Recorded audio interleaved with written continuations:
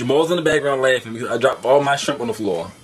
And I'm highly upset because you know I'm a fat ass and I'm greedy. And all my shrimp is in the bucket over there. I haven't thrown it away yet. And it fell all over the carpet and stuff. And I'm not eating the shrimp off the floor. This video is about parenting.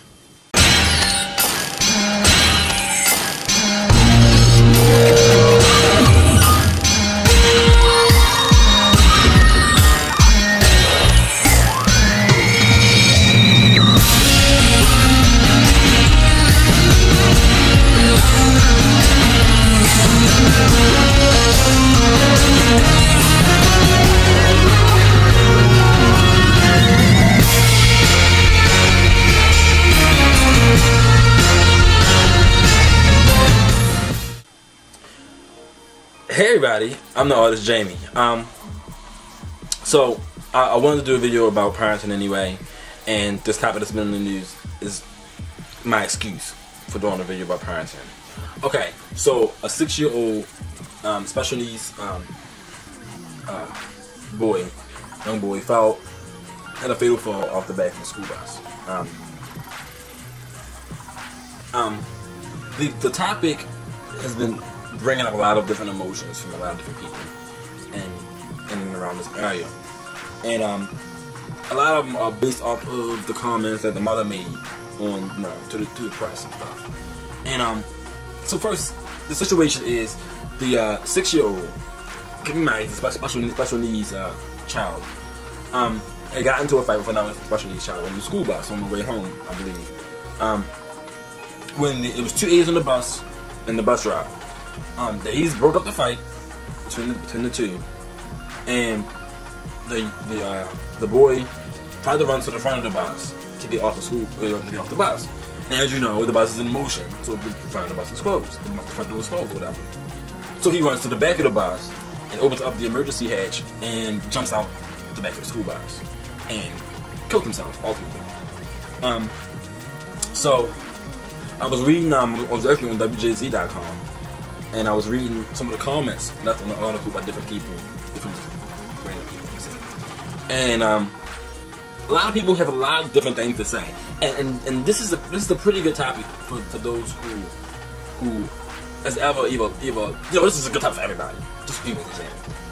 A lot of times we let our emotions, affect our judgment for larger situations. And I know that when you lost somebody close to you like that, you're not going to think logically.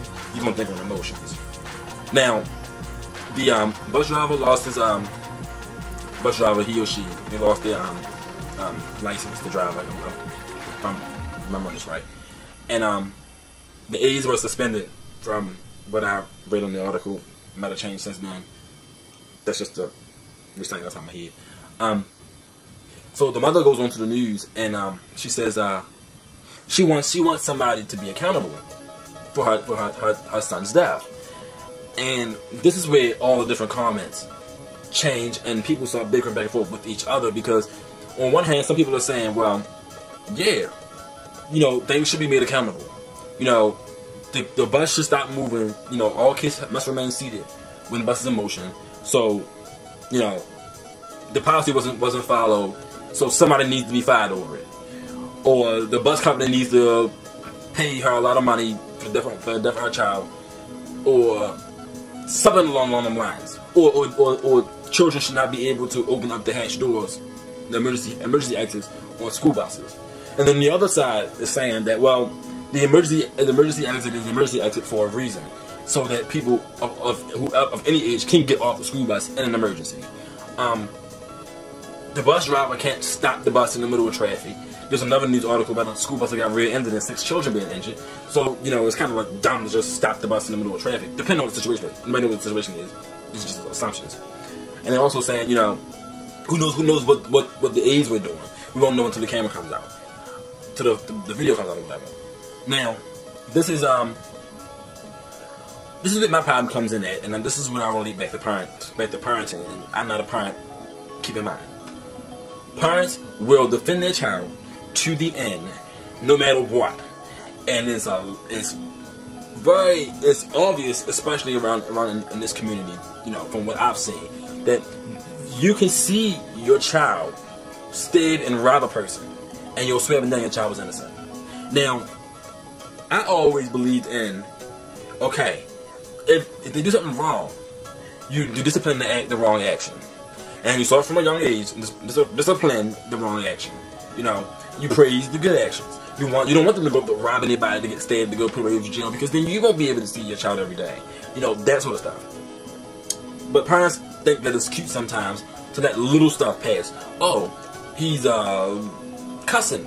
That's funny. That's cute. Or he's punching, you know, the neighbor boy or something, and that's cute. That's funny. You know, all this kind of stuff. And then that stuff goes into bigger piles. And it happens in the inner cities more, yeah, but even in the upper class, people do that all the time. So, what my problem is, now I'm not a parent, but this doesn't make any much sense to me. Make any much sense, but it made no sense. But when the society become a place where we allow the wrong actions, we praise the wrong actions, and we ridicule the right actions, because that's what is happening, and not about the special needs child. I'm just saying about anybody in general. But special needs child, okay, we all know we all have one of them in our family, or two, or maybe our whole family, and they need extra care and extra watch. I understand that. There are situations where parents don't allow other people, strangers or whatever, to put a hand on their child, because you know people are afraid of their children being raped or kidnapped or killed or taken advantage of when they're not around. They feel like they should be the ones disciplining their child. So if your child performs a bad action, nobody else, teacher, police officer, nobody else is allowed to do that, because you'll sue you and this and that.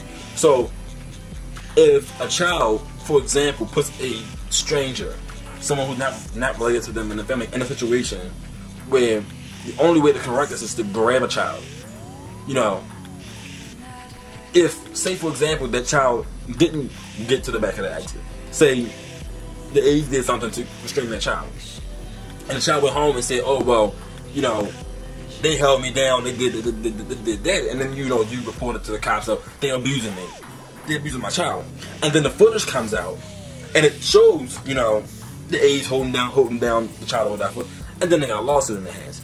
So it's a lose-lose situation. But that's where the problem comes in at. Because we as a society should not just go and say, oh, it's a lose-lose situation, and we just deal with it that way. Because our future generations are going to end up coming up here with no accountability for themselves. Now, the mother wants the accountability of who's going to take action for this, but the first thing should happen is she should take accountability for herself. Because there could have been a million and one different ways that she could have dealt with a situation. She could have homeschooled her child or whatever. She could have did any number of things. So the first thing is, you know, look at yourself and see what it is that you could have done that changed the situation. You know, the child special needs, so sometimes it's a little harder to work with. But as a parent, you have to work. If you're a special needs child, you have to work harder. You are in a situation where you have to work harder. You have to.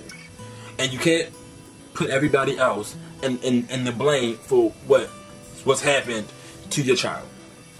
Whether or not the child's mental state was an effect of something that you've done, such as smoking, doing drugs, while doing pregnancy or whatever. Sometimes you need to go and look at what it is that you could have done. And if you did something, either way, if you did something or not, you have to take care of your child. If you can't take care of your child, then stop having children. Thanks for my stuff. All that to say that parents, we need to be parents. We need to stop trying to be best friend. We need to stop, you know, trying to be, also, we need to stop trying to be warden. And in general, we need to be parents.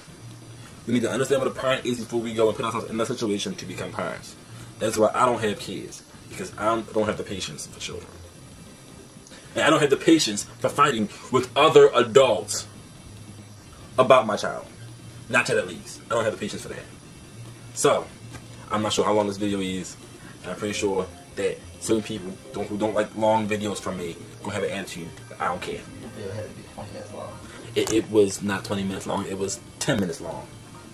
And I might speed it up so it might be 8. I might speed this video up so it might be 8. Whatever. But anyway, so that's what it is. What did you think about the school bus incident with the child killing himself? Or I'm not even sure they're saying killing himself. If they're gonna claim it's fault of somebody on the bus and they're gonna say that they whatever. The fatal fall. This is what I'm trying to keep referring to it as. If you have any opinions about parenting, anything that you want to correct me on, anything that you want to add on to a cosign on, leave comments. Because comments, feedback helps me put out better content for you, the viewer.